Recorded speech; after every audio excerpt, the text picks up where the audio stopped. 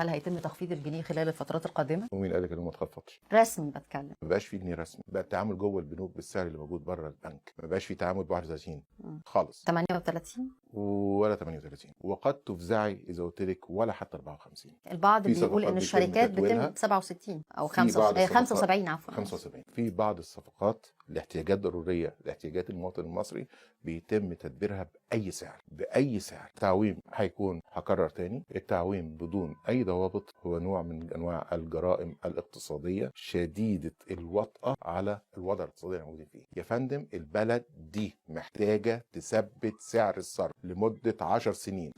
ادينا جرينا ورا صندوق النقد الدولي من 2016 لغايه 2023، بقالنا كام سنه؟ 7 سنين. شفنا اسوأ 7 سنين عجاف في الاقتصاد المصري نتيجه للتعويم، وان احنا فاكرين ان التعويم هو الاداه السحريه لجذب الاستثمارات. لا يا فندم، عمر ما التعويم كان اداه سحريه لجذب الاستثمارات في ظل اقتصاد غير قادر على تلبيه احتياجاته الدولاريه من مصادره الداخليه. لكن دايما يقال يعني جمله انه سعر صرف مرن يكون الاكثر قدره على امتصاص الصدمات. سعر صرف مرن اكثر قدره على اقتصاد. بص يا فندم، هو مش سعر، والله العظيم 3، اقسم بالله العظيم 3، احلف بالطلاق بالثلاثه.